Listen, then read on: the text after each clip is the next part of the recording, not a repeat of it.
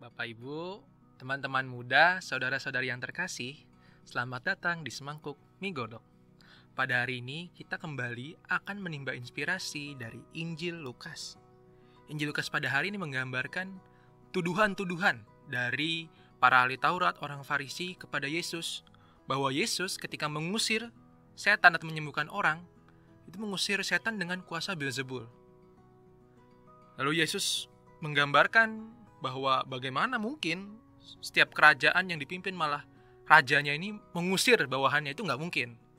Nah, maka Yesus menggambarkan betapa tidak masuk akalnya tuduhan-tuduhan ahli-ahli Taurat dan orang Farisi kepada Yesus.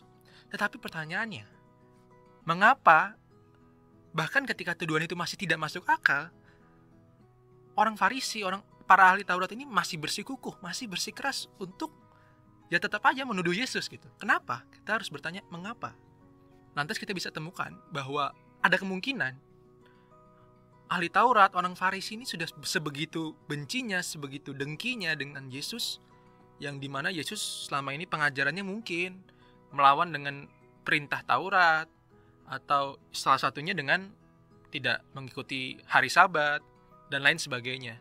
Jadi kebencian itu menutup mata ahli-ahli Taurat, menutup rasionalitas atau pikiran dari para ahli Taurat bahwa dia tahu tuduhannya itu salah, tapi tetap aja yang penting kita membuat Yesus salah.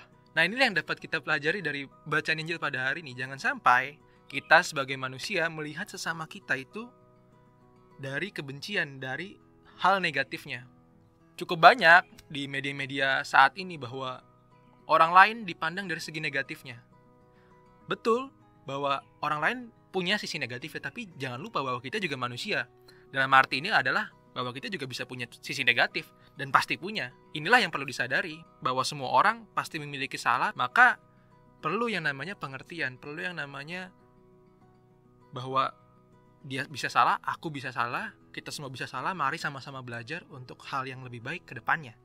Inilah yang perlu kita pelajari dari bacaan Injil pada hari ini. Jangan sampai kebencian kita, apa yang selama ini kita rasakan terhadap orang lain, hal-hal negatif itu menutupi penilaian kita tentang orang tersebut. Jangan-jangan apa yang selama ini dia lakukan itu sebenarnya hal baik, seperti yang Yesus lakukan. Selama ini yang Yesus lakukan adalah hal baik, menyembuhkan orang, lalu membangkitkan orang mati, dan lain sebagainya. Itulah yang Yesus lakukan. Hal baik bukan?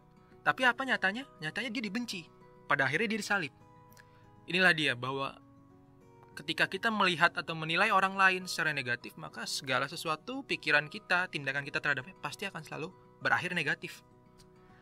Maka itu mari dalam relasi kita dengan sesama, dengan banyak orang, kita diharapkan untuk selalu melihat dari sisi positif. Selalu melihat bahwa setiap orang punya kekurangan tapi juga punya kelebihan. Sampai bertemu di pertemuan-pertemuan kita selanjutnya.